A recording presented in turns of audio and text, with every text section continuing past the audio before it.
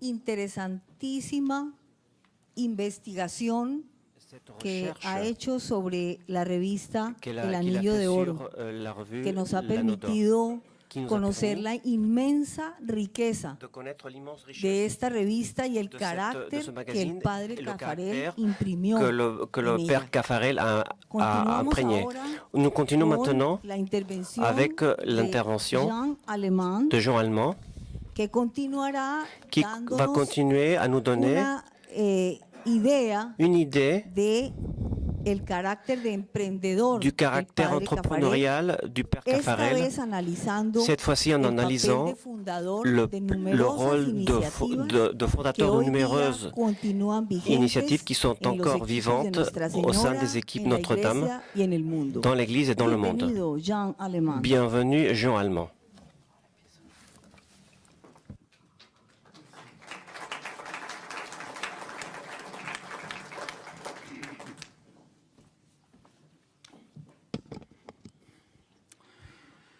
En 1936, après plusieurs années au service de l'Action catholique, le père Caffarel demande à son évêque un congé qui lui est accordé. Son intention est de se ressourcer spirituellement et de se préparer à un apostolat plus directement spirituel. Il écrit alors à Monseigneur Guica : « Le cardinal m'a demandé de quitter le poste que j'avais pour m'en donner un autre. Je lui ai exprimé le désir d'avoir un congé d'1 an. Je souhaiterais vivement qu'il me l'accorde. Ce serait, me semble-t-il, si utile d'avoir une année de prière et de méditation calme après 5 ans de ministère super actif. » Fin de citation.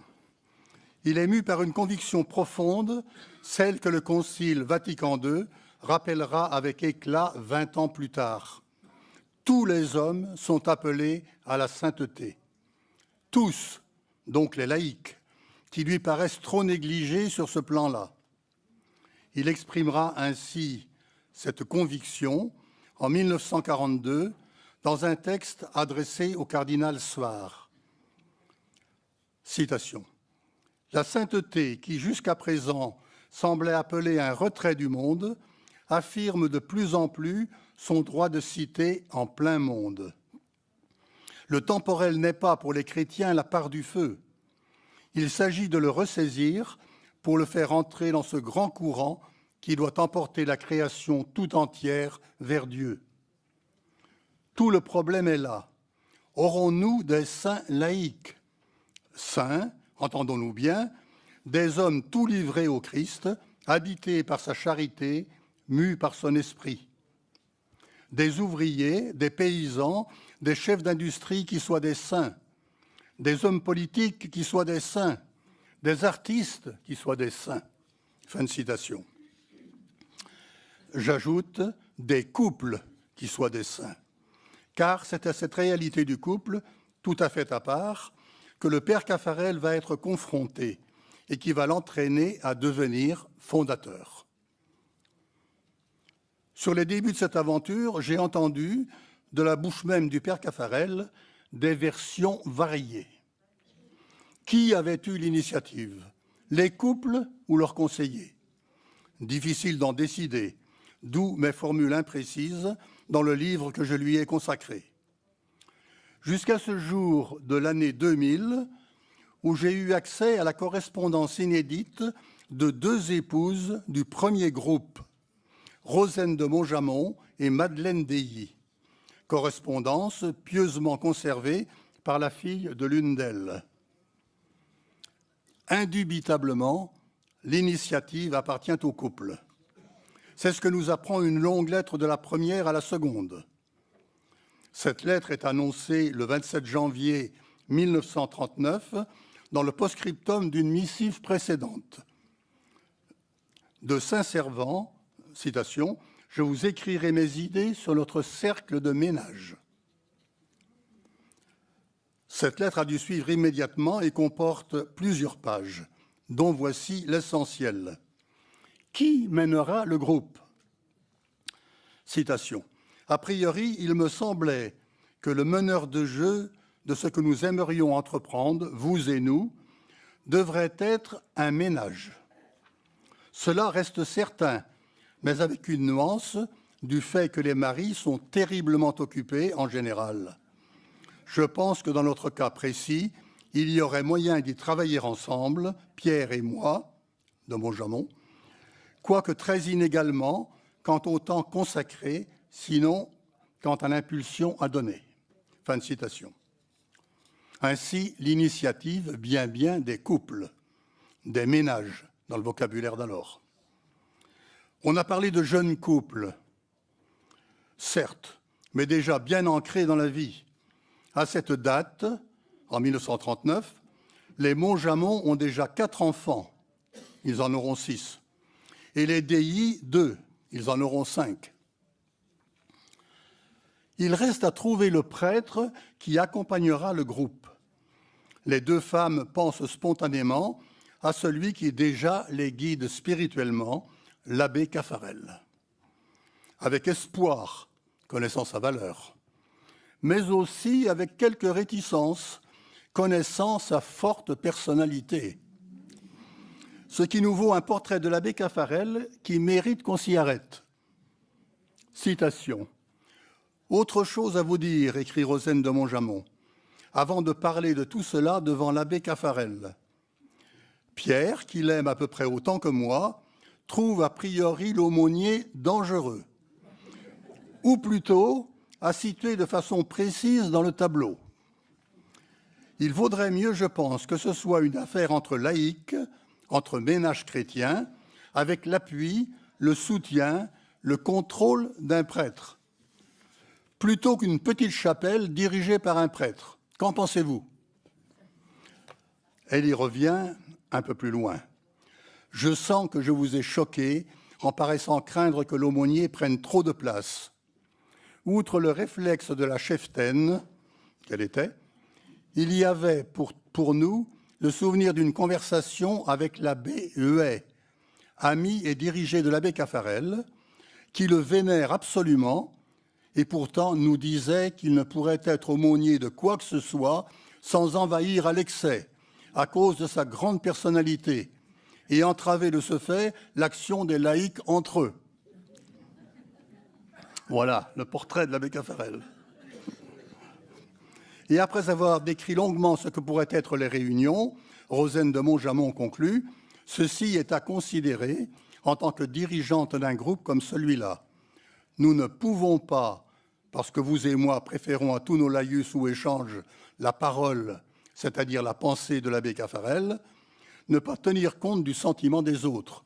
Il nous faut donc, dès le début, éviter que les réunions deviennent l'audition respectueuse d'une conférence de l'abbé, suivie d'un vague échange timide et d'une prière. » Donc, les fondateurs des équipes savaient ce qu'ils voulaient.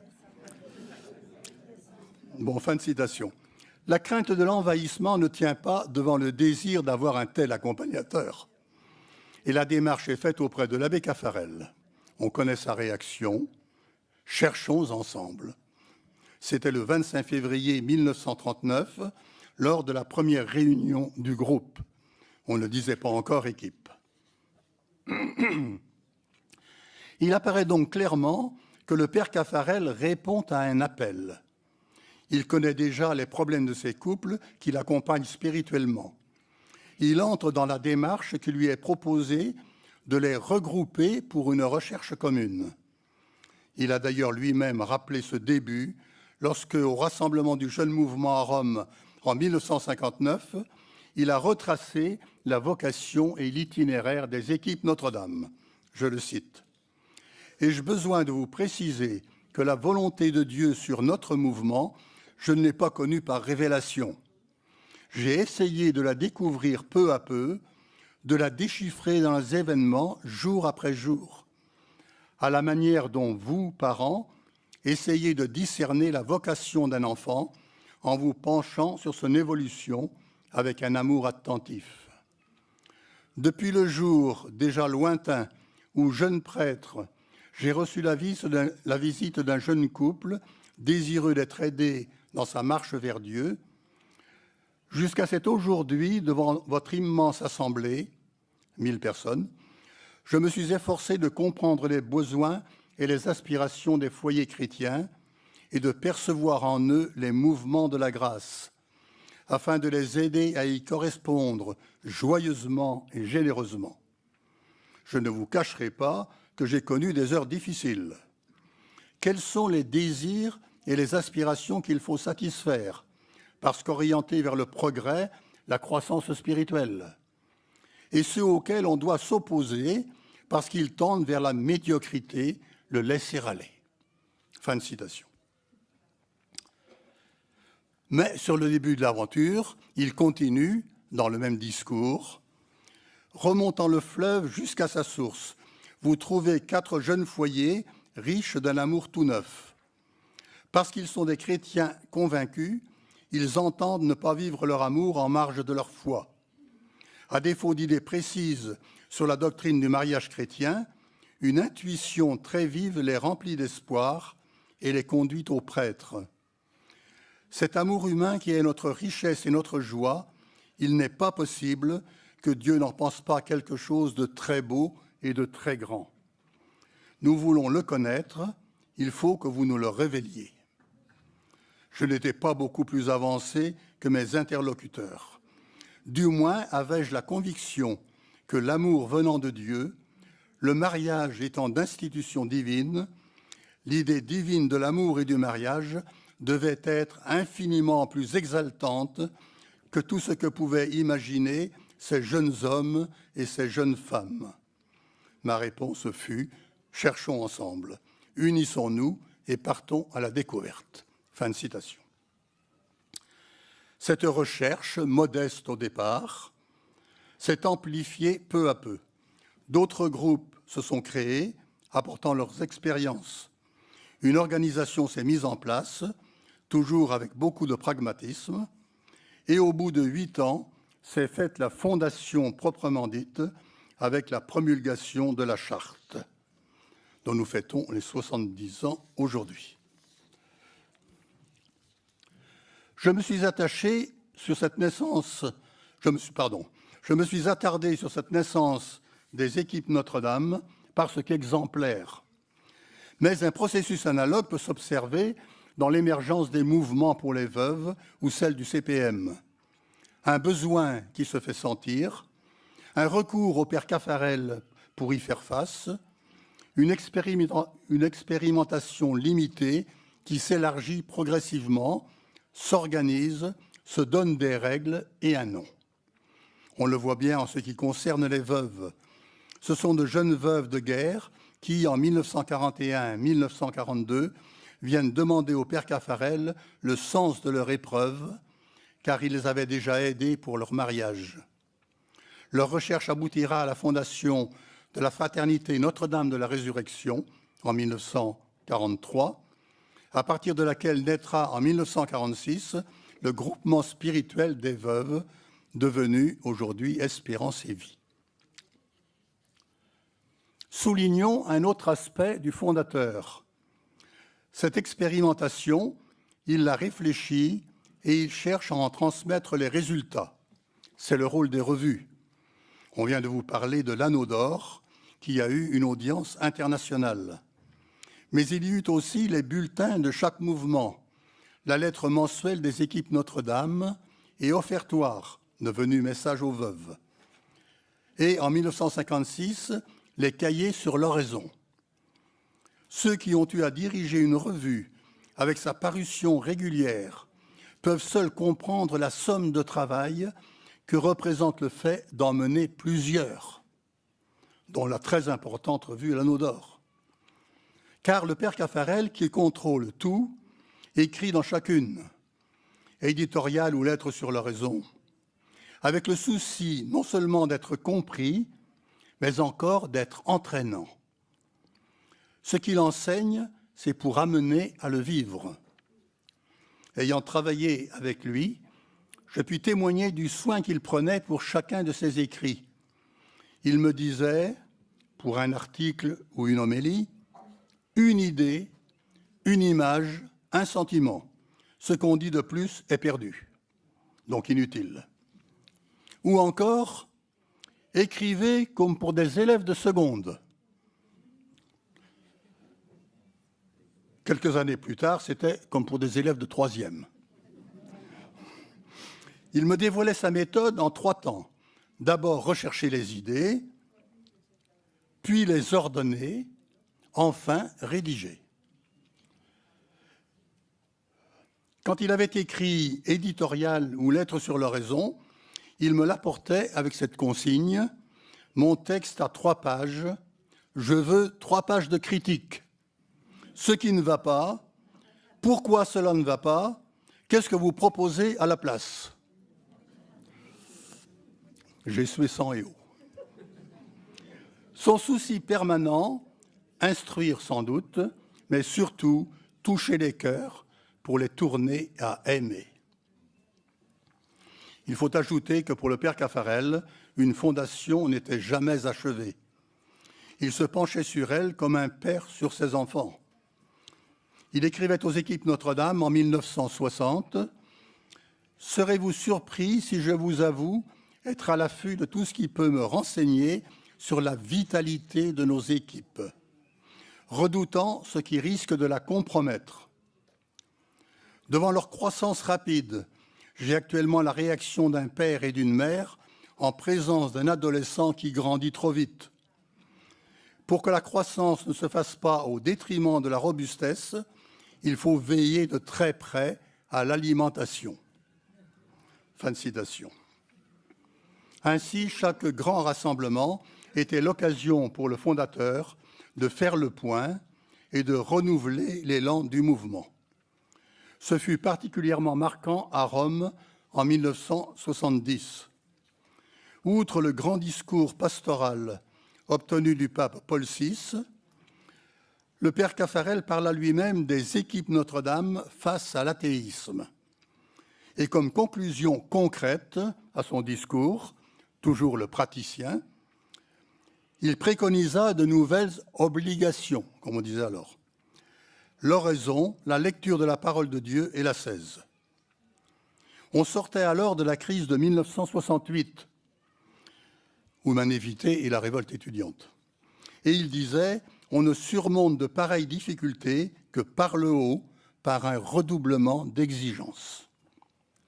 Oraison et parole de Dieu furent alors introduites dans la charte comme obligation, on dit maintenant point concret d'effort. Donc obligation supplémentaire pour les couples. Et suite au pèlerinage, un numéro spécial de la lettre des équipes Notre-Dame fut consacré à redéfinir le mouvement pour préparer un nouvel engagement de ses membres. Un texte de cette lettre nous servira de conclusion. Le terme de mouvement indique dynamisme et adaptation continuelle. Le terme de spiritualité souligne la priorité du souffle de l'esprit sur l'organisation et les méthodes et précise nettement le but, la vie spirituelle, c'est-à-dire la vie chrétienne en tant qu'elle est animée par l'Esprit Saint et tend vers la sainteté. Amener le plus de gens possible à tendre vers la sainteté, voilà l'ambition de toutes les fondations du père Caffarel. Je vous remercie.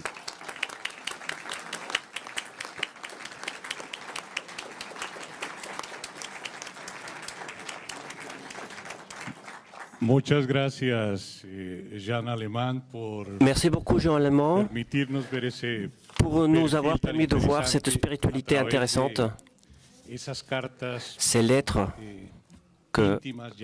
lettres intimes, mais plus si intimes que ça,